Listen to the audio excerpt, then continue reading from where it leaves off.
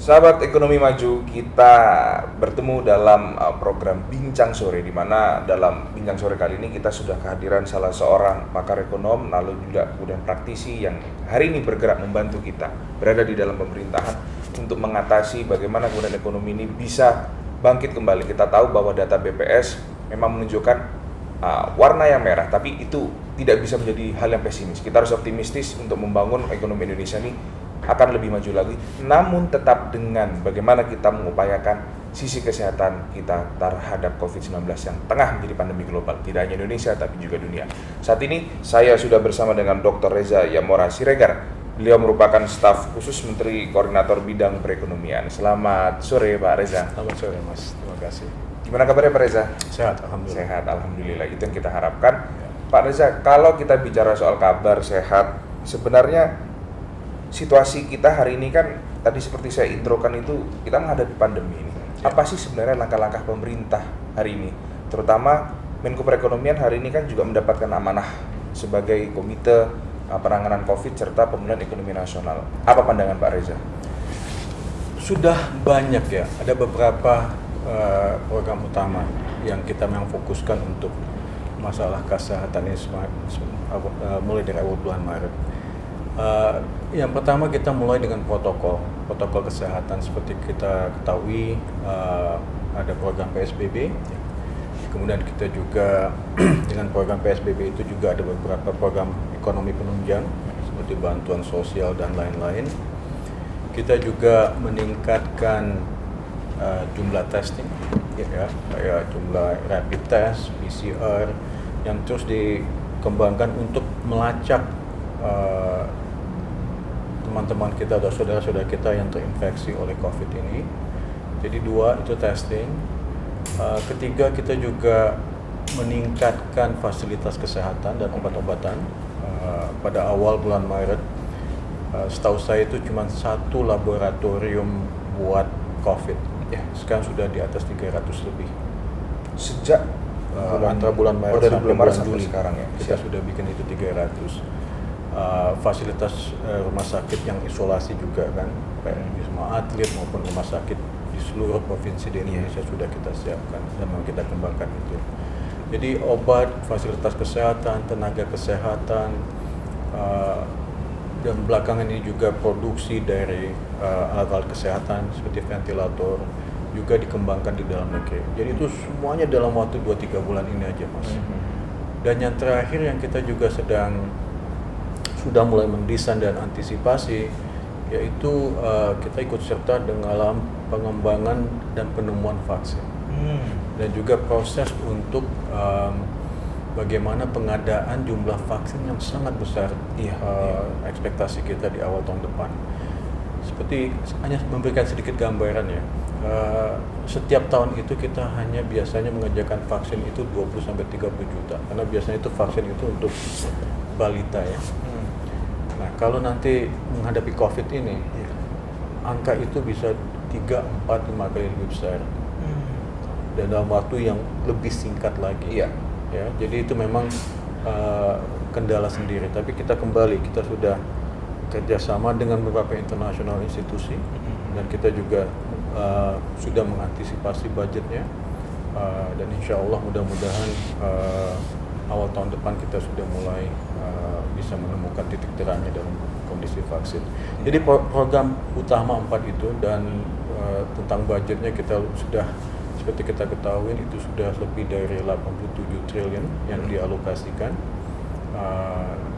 dan tahun depan ini juga akan ada alokasi besar lagi untuk menghadapi COVID ini. Iya, Pak Reza, Presiden berulang kali dalam beberapa waktu terakhir menyebutkan bahwa kita harus jauh lebih ketat, kita harus jauh lebih disiplin lagi dalam menanggulangi wabah COVID-19 ini.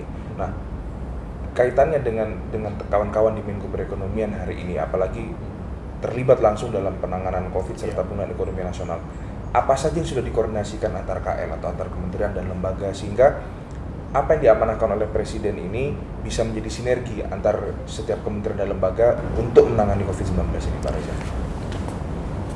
Di Kemenko sendiri dan juga sebagai Pak Erlangga sebagai Ketua Gugus Tugas Nasional Kompeten ini ya, Itu emang tiap minggu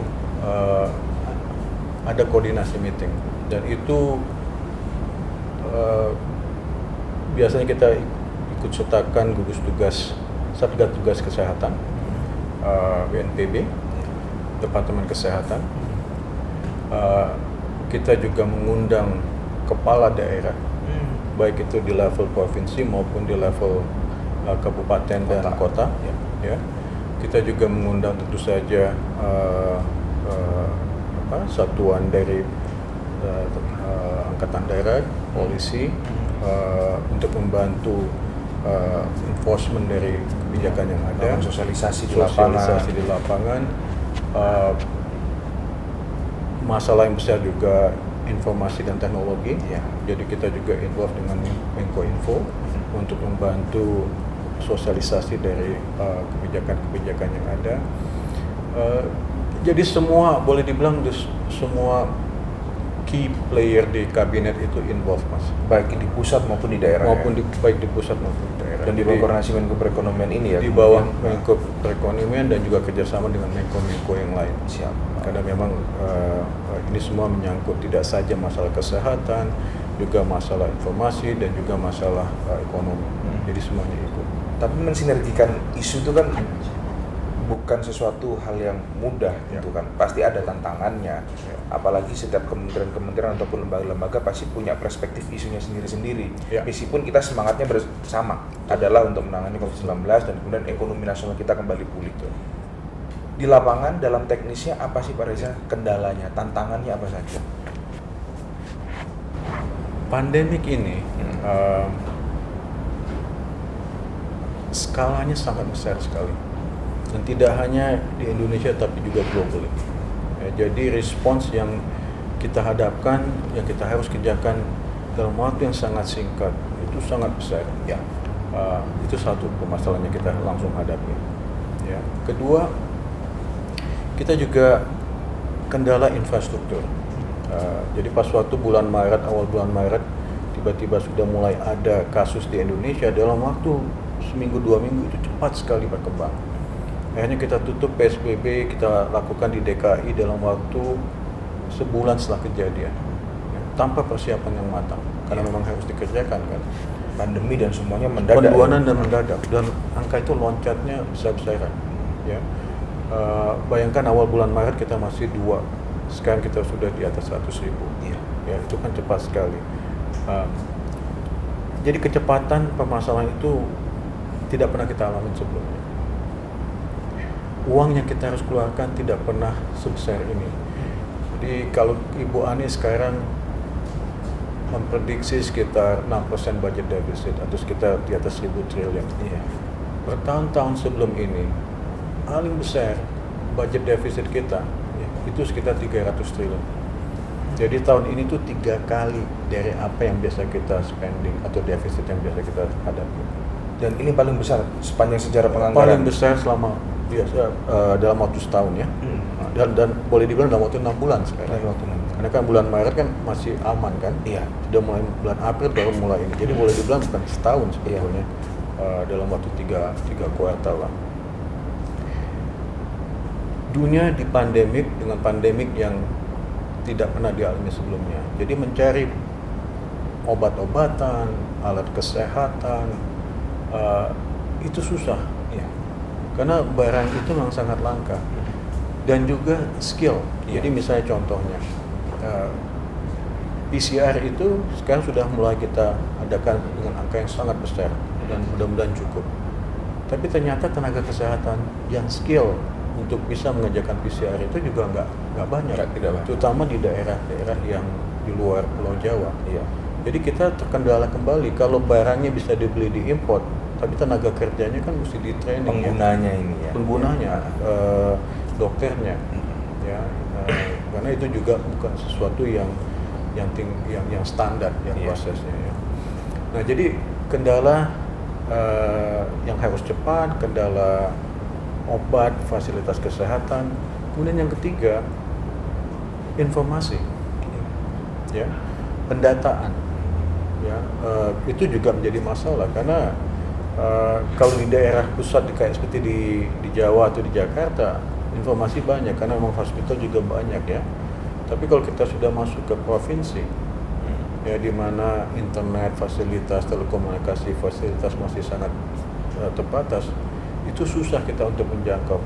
Bayangkan saja pada awal masalah pandemik ini, tes-tes yang dilakukan di daerah tertentu itu bisa membutuhkan waktu sampai seminggu 2 minggu baru kembali. Karena mereka harus dikirim dari daerah tersebut ke kota yang terbesar yang punya laboratorium. Nah itu membutuhkan 1-2 minggu. Dan itu kendala lagi. Kendala lagi karena pasien itu sendiri sudah dalam ini. Saya pernah mendengar cerita langsung dengan rumah sakitnya sendiri di Papua. Iya. Itu dari sekitar 80 tenaga kesehatan di rumah sakit itu. Itu 55 kena COVID, Mas. Sampai hospitalnya bisa ditutup. 55 tenaga 55. Jadi lebih dari 60% tenaga kesehatannya yang perawatnya, dokternya kena terjangkit COVID. Jadi hospital itu mesti tutup 1 bulan untuk supaya benar-benar dikasih waktu isolasi 2 minggu, kemudian benar-benar sudah dibersihkan kembali, dites semua perawat ini atau dokter ini baru kemudian dibuka kembali. Nah, jadi kendala-kendala karena pada waktu itu kita belum siap dengan maskingnya, dengan bajunya, dengan segala peralatan pelindung dirinya. Nah ini alhamdulillah sudah mulai berkurang ya, kayak begitu, dan kita sudah mulai bisa menyebarkannya secara tepat. Ini yang terus dikoreksi terus menerus ya, akhirnya bisa dikurangi. Kita mesti adaptasi ya. Jadi pada awalnya kita hanya bisa mengerjakan di bawah 1000 testing per hari. Sekarang kita sudah bisa mengerjakan 17.000 testing. 17.000 testing. Dan kita pengen menyampaikan meningkatkan itu sampai 30.000-an ke atas. Nah, Pak Reza, tapi ini kan dampaknya adalah ada peluang bahwa tingkat orang terdeteksi positif akan jauh lebih tinggi karena tes yang dilakukan akan jauh lebih banyak, lebih masif. Bagaimana Pak Reza melihat ini? Jadi kita ada 2 approach di dunia ini, Pak. Jadi satu, kita bisa nge-approach dengan complete lockdown.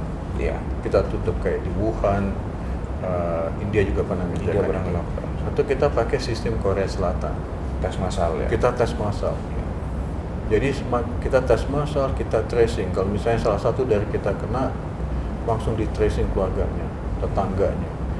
Paling tidak kita tahu, ya, dan kemudian kita bisa adakan isolasi. Ada sedikit mungkin positif atau mungkin sesuatu yang sedikit menenangkan ya menurut saya. Saya bukan ahli kesehatan. Iya. Tapi kalau saya melihat datanya, itu 55% dari orang Indonesia yang terinfeksi itu OTG, orang tanpa gejala. Jadi orang yang sehat. Iya. Kalau nggak dites dia nggak tahu kalau dia ada COVID. Dia merasa ya sehat-sehat aja. Sehat-sehat aja. Bahkan mungkin salah satu seperti yang kita, teman-teman kita yang waktu itu sedang ikut latihan menjadi tentara. iya, Itu mereka dalam latihan, anak-anak muda yang sehat kan. Iya. Nah, itu 55% dari total. Iya. Kemudian 30% itu gejala ringan. Jadi ya basically gejala ringan itu ya pakai basic obat yang ada, isolasi mandiri, itu insya Allah bisa recover. Jadi kalau kita bisa mendeteksi, memang angkanya kelihatannya besar ya, tapi kalau kita bisa menjaga dalam fase yang saya sebut fase 0 dan fase 1, jadi fase yang OTG dan fase gejala ringan, insya Allah fatality rate-nya akan nggak tinggi. Yang penting kita mesti menjaga fatality rate-nya. Seperti kita lihat kan angka kematian juga mulai menurun, tertekan kan, yang kesembuhan yang meningkat kan. Iya. Yang kita nggak boleh itu, dan kedua dengan adanya informasi ini kita tahu juga kelompok mana yang kena. Dan kalau kelompok ini kita kemudian bikin protokol disiplinnya, yang seperti Pak Jokowi bilang, dan kita bikin siapkan isolasinya kalau mereka nggak bisa mengisolasi sendiri. Nah di sini insya Allah peningkatan infeksi itu juga terjaga. Iya. Karena mereka kita udah tahu kan, kita udah bisa identify klasternya di mana. Misalnya pada waktu itu kejadian di klaster pasar basah atau di perkantoran. Iya. Ya kan itu kemudian dia bisa langsung diisolasikan. Ya. Jadi memang semakin tinggi, malah secara idealnya di WHO itu dibesarkan tesnya, sebanyak mungkin sampai positivity rate, jumlah orang yang kena positif itu di bawah 5%. Di bawah 5%. Jadi besarin aja base-nya. Dari jumlah penduduk itu ya berarti? Dari jumlah total yang dites. Oke. Justru itu yang harus dikejar dan itu justru harus. Jadi kita artinya tahu. niat pemerintah itu baik karena untuk menjaga fatality rate itu tidak tinggi berarti ya. Jadi kalau kita misalnya, karena kadang-kadang kita suka juga terbuai dengan angka yang agak kecil ya. Iya. Tapi kalau kita lihat tesnya juga nggak ada, berarti itu bukan tidak ada infeksi mungkin. Iya. Mungkin Tidak bisa dijadikan terdeteksi. indikator juga karena Iya, tidak ada deteksi. Tidak dari situ. dideteksi. Nah, jadi memang strategi kita sekarang karena memang kalau kita nanti masuk ke isu ekonomi atau permasalahan ekonomi, lockdown itu juga banyak cost-nya pada ekonomi kita kan. Justru memakan kos banyak meskipun iya, orang bisa tidak sekali. beraktivitas gitu ya Pak. Iya, tapi karena orang juga tidak beraktivitas, ekonomi babak belur, Iya. unemployment naik, ya, Hmm. ya, kemiskinan naik, Iya. itu juga masalah lain kan. Iya. Iya. Dan ini menjadi masalah sosial. Hmm. Nah ini juga kita nggak mau itu. Dan efek dominonya akan panjang sekali. Efek dominan bukan hanya panjang lama. Iya, iya. Nah ini masalah pandemik itu di situ. Kita nggak bisa memilah antara mau kesehatan dulu atau mau ekonomi dulu. Harus berjalan beriring. Harus jalan dua-duanya karena kalau orang nggak bisa makan, kita nggak bisa ngasih lapangan kerja, permasalahan sosial jadi besar Itu sekali. yang dihindari dan itu yang sedang dilakukan Itu oleh yang teman-teman di sedang Menko Perekonomian melalui PC PEN-nya. Makanya kalau kita lihat dari Hmm. yang tim yang baru dibikin ini tidak hanya COVID tapi juga pemulihan ekonomi Iya. at the same time ya. Pada Dan waktu itu harus sinergi gitu Pak ya. nggak bisa dipisahkan. Nah, kalau kita bicara soal sinergitas itu kan pasca dibentuknya Komite Penanganan COVID dan Pemulihan Ekonomi Nasional, selalu pemberitaan itu hilir mudik isunya adalah soal pendatangan vaksin, Ya. entah itu melalui laboratorium dalam negeri atau maupun melalui impor dari luar. Bagaimana sih Pak Ya. update-nya itu? Apa yang bisa diinformasikan kepada sahabat ekonomi maju? Salah satu yang paling yang agak menenangkan dengan pandemik saat ini itu pandemik ini global. Ya. Jadi usaha untuk menemukan vaksin ini terjadi di setiap sudut dunia ya. Nah, kita sebagai pemerintah mencoba engage dengan siapapun juga, Ya. baik itu di Western world, di Eropa atau di US maupun juga di Asia. Dan tentu saja kita mencoba engage membawa itu dengan supaya bisa kolaborasi dengan institusi kita. Jadi ada beberapa institusi yang sudah kolaborasi. Seperti kita ketahui hari ini, insya Allah akan mulai tes klinis yang ketiga, fase ketiga antara Bio Farma dan Sinovac Ya. dari Cina. Kalbe Farma kerjasama dengan Korea, itu udah masuk fase kedua, insya Allah kuartal keempat ini. Eijkman dengan Bio Farma juga memulai proses yang disebut dengan vaksin merah putih. Itu mandiri lokal kita Mandiri, ya, karena Eijkman sebagian dan besar lokal. Dan ditambah lagi dengan kita engage dengan beberapa potensi penemu vaksin di luar, seperti kampus-kampus yang ada di Indonesia, kampus-kampus di luar negeri dan di Indonesia. laboratorium riset itu ya. Nah jadi semuanya ini mas, kita nggak cuman fokus dengan 1-2 opsi. Semua opsi dibuka. Semua opsi kita buka. Kita monitor terus siapa saja yang kemungkinan besar akan bisa menemukan vaksin secepat mungkin. Sebegitu Kita konsennya engage. ya teman-teman itu untuk segera menemukan vaksin dan bisa didistribusi ke masyarakat ya Pak ya. Karena kita juga tahu bahwa ini juga ya kayak global race ya. Semuanya mau at the same time gitu ya. Jadi kita juga mesti antisipasi itu. Dan kemudian kita juga mendesain kira-kira prioritasnya di mana. Kita sudah mulai memikirkan. Jadi kalau misalnya vaksin ketemu, nggak mungkin dalam waktu singkat, sebulan 2 bulan langsung jutaan misalnya. Dapat Atau puluhan vaksinnya. juta atau ratusan juta yang kita bisa selesaikan atau kita produce. Ada priority call-nya dulu. Jadi kita mesti prioritas. Misalnya kita sudah mulai memikirkan desain tentang siapa saja yang harus diprioritaskan. Iya. Misalnya tenaga kesehatan, karena mereka di front line kan. Iya. Petugas-petugas yang berhubungan langsung dengan social movement seperti di bandara, di public kendaraan umum gitu kan, itu kan juga berhubungan langsung. Kemudian orang-orang yang memiliki yang apa yang disebut dengan penyakit bawaan comorbid, penyakit-penyakit yang sangat riskan terhadap COVID. Iya. ya. Itu kita targetin dulu. Kita akan coba lihat mereka ini. Karena mereka ini sangat rentan Ya. terekspos dan mungkin juga jatuh sakit karena COVID. Nah, itu kita udah juga mulai masukkan desain-desain seperti itu. Jadi tidak hanya memikirkan penemuan, pengadaan yang dalam jumlah besar, tapi juga kita mencoba mendesain Pola distribusinya. pola distribusi. Oke, Pak, kemarin ketika kami sempat berbincang juga dengan Sekretaris Eksekutif 1, Pak Raden menyebutkan bahwa salah satu upaya penanganan COVID terhadap pemulihan ekonomi nasional itu yang bisa dikejar adalah bagaimana kita bisa bijak terhadap fiskal. Nah, kalau menurut Pak Reza, apakah kita mampu hari ini dalam situasi pandemi seperti ini yang artinya data BPS secara ekonomi juga menunjukkan kurva PDB yang tidak pernah kita alami sampai minus 5,32 itu. Bagaimana sih status fiskal kita? Apakah kita masih bisa bertahan dengan situasi seperti ini? Masalah ini seperti kita ketahui ini sangat mahal dan tidak hanya 1 tahun. Pandemik yang terakhir terjadi di tahun 1817 sampai 1820, Spanish flu, itu sampai 3 tahun. Jadi kita antisipasi memang kondisi ini bisa sampai multi year. Ya, makanya kalau Anda lihat pas waktu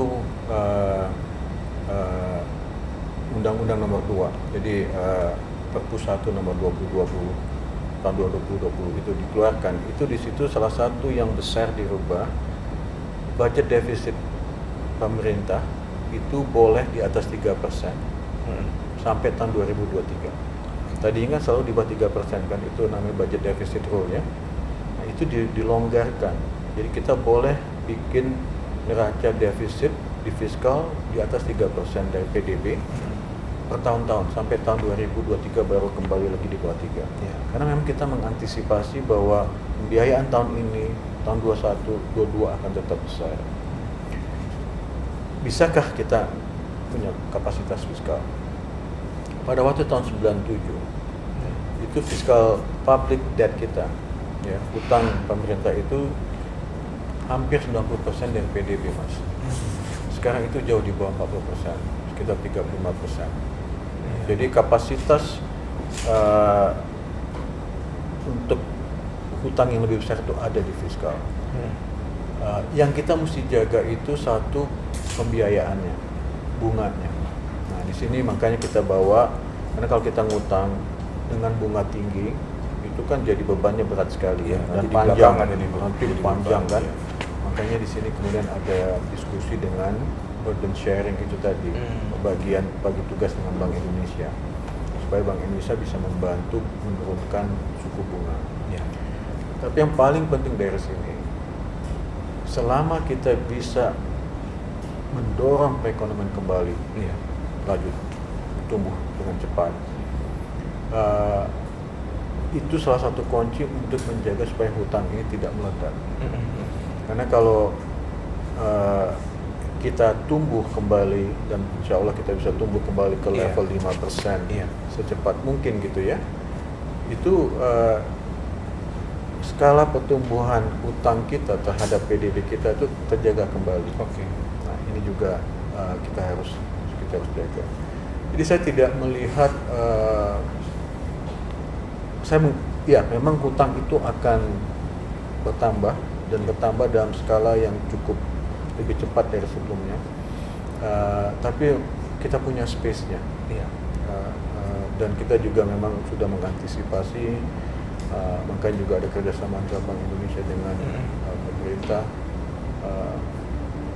Dan yang penting kembali mudah-mudahan stimulus ini dalam waktu setahun ke 2 tahun ke depan sudah menghasilkan angka pertumbuhan yang kita kembali normal. Nah, bicara soal stimulus dan kemudian proyeksi pertumbuhan, apa saja yang sebenarnya diagendakan oleh pemerintah terkait ini sehingga kondisi ekonomi kita perlahan membaik? Mana yang diprioritaskan, mana kemudian yang diagendakan sebagai upaya paling pertama untuk menaikkan pertumbuhan ekonomi kita? Salah satu permasalahan dengan pandemi krisis, Mas. Kita kena di sisi produksi dan sisi permintaan pada waktu bersama. Jadi kita nggak bisa fokus di satu tempat. Iya. Financial crisis di bidang teknologi misalnya kita tahu sektornya di mana. Kalau krisis itu di bidang sektor keuangan perbankan kita tahu di mana. Kalau namanya COVID ini semuanya kena. Ya. Ya. Jadi pas waktu kita bikin PSBB terjadi pelemahan dalam sektor produksi, people nggak bisa kerja, ya, toko nggak bisa buka, ya. Nah kita bisa buka PSBB-nya kita longgarkan, ya. Itu kebijakan juga, kita bantu UMKM-nya dengan talangan bunga hutang, kita bantu dengan uang untuk modal, ya. Tapi kalau permintaannya nggak jalan, nggak ada gunanya juga. Untuk terbatas efektivitas tadi uang yang masuk untuk membantu sektor produktivitas, ya. Jadi produktivitas jalan, permintaan nggak ada juga nggak bisa. Makanya permintaan itu kita dorong dengan bansos, dengan kartu prakerja, dengan subsidi listrik. Kemarin Anda tahu kita juga kasih subsidi gaji, ya kan? Jadi kita lihat selama ini kita fokus dengan orang yang tiba-tiba diberhentikan, atau kena PHK. Kemarin kita juga fokus dengan tapi banyak juga teman saudara-saudara kita yang gajinya dipotong, ya, atau dirumahkan dengan gaji yang limited, gitu ya. Nah ini kita Bahkan tidak ada atau bahkan tidak dipecat tapi tidak dirumahkan, tidak terima gaji kan. Nah ini kita fokus juga, kita bantu juga suntikan dana itu. Nah jadi ini dua sisi yang jalan bersamaan, ya. Produksi kita support, ya, kita support UMKM-nya, kita support corporate-nya, kita support banking sistemnya. Tapi at the same time juga kita mesti support permintaannya, daya belinya. Apa yang dilakukan oleh pemerintah itu seperti misalnya memberikan bantuan bansos, lalu kemudian adalah beberapa stimulus perekonomian untuk teman atau untuk masyarakat, dan yang terakhir ada gaji 13 juga kan, diberikan kepada ASN. Itu berarti dibangun atas dasar supaya bisa meningkatkan daya beli masyarakat. Karena produktivitasnya sudah dijaga nih. Tinggal daya belinya. Nah, seberapa penting sih Pak Reza daya beli ini untuk kemudian menjadi salah satu agenda utama bangkit ekonomi kita bisa bangkit lagi? Jadi kalau kita lihat PDB yang kuartal kedua saja yang Mas, ya, itu 55% dari PDB kita, itu konsumsi private. Jadi itu konsumsi rumah tangga. 55% dari PDB kita. Dan itu biasanya tumbuh 5% per tahun. Kalau itu tumbuh 5% per tahun, inilah yang selalu menjaga pertumbuhan ekonomi kita sekitar 4-5% dan seterusnya. Ya. Nah ini for the first time, tiba-tiba kemarin itu turun, negatifnya itu sangat negatif sekali. Ya. Ini yang kita nggak bisa, karena kalau demand-nya nggak ada, supply-nya juga nggak jalan. Supply-nya juga nggak ada, nggak mau dia mensupply karena rugi mereka untuk produktivitas kalau mereka tidak bisa menjual. Ya, nah ini kita mesti jaga. Jadi kita paling tidak mesti menjaga permintaan, karena supply ini kalau dilonggarkan, dikasih energi, dikasih sedikit suntikan dana, dia responsnya cepat. Tapi kalau demand, yang paling kita mesti jaga itu kepercayaan pasar, keyakinan di golongan lemah, yang penghasilan rendah, itu income mereka sudah kena. Mereka tidak punya income untuk spending atau terbatas income untuk spending. Di golongan atas, income mereka ada, tapi mereka takut untuk spending. Jadi akibatnya justru mereka saving. Karena mereka takut ini berapa lama sih? 2 tahun, setahun, 3 tahun. Jadi mereka menjaga likuiditas mereka, mereka menjaga saving mereka dengan memperketat spending mereka. Nah, kalau spending ini, jadi confidence ini mesti kita jaga. Kalau mereka keganggu dan mereka totalnya nggak mau spending, industri ini juga nggak ada insentif untuk jualan. Iya, iya, iya. Jadi kita nggak bisa cuman satu side, kita mesti dorong dua-duanya. Kita juga mendorong kepercayaan bahwa Ini pasti akan dibeli. ini pasti akan Itu ada bahasa pembeli. mudanya seperti Paling itu tidak ya. ada bisa pembeli. Nah, ada di sosial media nih Pak Reza, saya lihat beberapa waktu terakhir ada kampanye yang mungkin digagas oleh kawan-kawan masyarakat sosial media atau netizen, yaitu seperti ayo beli barang orang terdekat, Iya. ayo beli barang teman, Iya. atau ayo beli barang keluarga kita sendiri. Itu Iya. menurut Pak Reza seperti apa? Ya, dan kemudian juga ada sekarang juga pemikiran bahwa kenapa pasar itu mesti dibuka. Ternyata kita melihat pas waktu kita kena PSBB dan kita doing live shopping melalui e-commerce Ya. ya, online gitu ya. Ternyata itu banyak barang impor. Setelah kita pelajari. Makanya pasar itu juga nggak bisa ditutup. Karena itu juga membantu pasar penjualan domestik. Iya, iya. Ya, nah jadi tadi kayak beli teman, beli itu poinnya itu kita juga jangan hanya menstimulus daya beli, tapi jangan daya beli itu kemudian lahirnya ke barang impor. Iya, ya, produk Kita juga mesti dikembangkan. Jadi itu kembali Mas. Jadi banyak hal-hal yang muncul gitu yang selama ini kita nggak pernah hadapi. Kita pikir oh iya mereka mengadakan transaksi e-commerce naik, tapi setelah dilihat e-commerce tuh banyak barang ternyata barang impor. Akhirnya ya Dana itu yang Dana itu nggak tidak terserap muter untuk lagi ke kan. kita, gitu. Karena kan kalau nggak masuk ke dalam berarti kan produksi juga nggak terasa kan Iya. dengan kenaikan daya beli itu. Nah di sini kita juga mencoba untuk mendorong itu dengan artinya kampanye itu positif ya Pak ya, untuk Iya. untuk ekonomi kita gitu. ya kemarin misalnya kita juga di sini juga ada produk buah nasional. Oh iya. Ya kan di Kemenko ini itu juga untuk mendorong aktivitas baik itu produksi dalam negeri maupun juga demand terhadap barang lokal, buah-buahan lokal. Artinya Menko Perekonomian dan pemerintah di sini tegas ya menyatakan bahwa ya memang untuk meningkatkan supply and demand itu adalah meningkatnya transaksi jual beli produk dalam negeri. Seperti itu ya Pak. Ya, karena memang perputaran itu kalau kita belinya barang luar ya yang kena kan Luar. produser luar kan. Sementara kita yang lagi berdarah-darah di dalam ini dan Dengan kita masyarakat butuh dana harus itu di dalam supaya bisa Iya. mempekerjakan orang Indonesia sendiri, menjual barang Indonesia sendiri, meningkatkan ekonomi domestik. dan itu efeknya banyak ya, akhirnya orang yang awalnya tidak dipekerjakan lagi oleh perusahaannya dia bisa bergerak menjadi seorang pedagang, pengusaha. Iya. Kira-kira seperti itu ya Pak. Banyak industri kita ya Mas ya, yang hidup itu dengan beli jual dalam waktu sehari. Iya. Kayak di pasar basah itu. Mereka punya modal, mereka beli barangnya dalam sehari itu harus profitable dan harus kembali karena besoknya mereka gunakan uang itu untuk berputar lagi. Nah, kalau transaksi nggak ada dan barang-barang mereka misalnya barang-barang berbau yang seperti perishable good ya, Yang kayak ada kadaluarsanya. dalam waktu sehari 2 hari misalnya buah-buahan, sayur-sayuran atau daging, Kasihan sekali. habis itu. Iya. Itu yang kita mesti juga. Nah, kita sudah bicara banyak Pak soal bagaimana kemudian menggerakkan perekonomian kita supaya harapan kita kan semua harapan seluruh masyarakat Indonesia pada kuartal ketiga laporan dari BPS tidak lagi semerah hari ini. Iya, malah ekspektasi kita sudah tidak lagi warna merah kan Pak. Iya. Minimal ada pertumbuhan ya seperti kuartal 1 kita di 2 poin lah gitu Iya. ya. Nah, problem utama kita dalam situasi pandemi hari ini adalah bagaimana kan mensinergikan Ya. ekonomi ini bergerak. Pasar dibuka seperti kata Pak Reza tadi, transaksi dalam negeri dibuka, artinya produk lokal dibeli oleh orang lokal juga.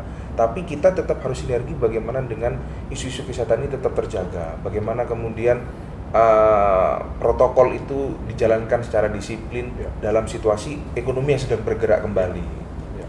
Apa yang bisa Bapak sampaikan kepada masyarakat? Bagaimana kemudian mensinergikan dua isu ini, dua isu kesehatan dan dua isu ekonomi ini? Karena kita hari ini dua-duanya sama-sama punya konsen yang sangat tinggi Pak. Jadi yang kalau istilahnya Pak Presiden itu kita mesti hidup produktif dan aman. Ya. Ya. Ekonomi mesti jalan. Seperti tadi kita bilang bahwa ekonomi mesti jalan karena kemiskinan, unemployment itu nggak bisa. Itu kita mesti jaga dan kita committed di situ. Ya. Tapi pada waktu bersamaan juga kita juga tahu bahwa kita masih dalam posisi pandemi dan kita juga nggak mau saudara-saudara kita jadi terinfeksi atau kena dampak dari COVID ini. Nah disinilah yang dua-dua ini mesti jalan, kebijakan ini dua-dua ini mesti jalan. Ini yang kadang-kadang disebut dengan kehidupan yang baru, normal yang baru. Jadi protokol sebetulnya sederhana aja, protokol distancing ya, jaga jarak, cuci tangan dan masker itu Iya. poin penting sekali. Dan kita juga membantu dengan tracing tadi, kayak saya bilang tadi. Anda positif, Anda punya kena OTG atau orang yang tanpa gejala atau gejala ringan, sebetulnya nggak mesti panik karena memang kok itu ada proses yang kita bisa kerjakan dan pemerintah sudah cukup pengalaman gitu ya. Yang penting kita tahu dan kita punya informasi itu dan kita bisa membuat isolasi kebijakan. Karena memang dua-dua ini harus jalan. Nah, ini yang memang kita nggak ada pilihan.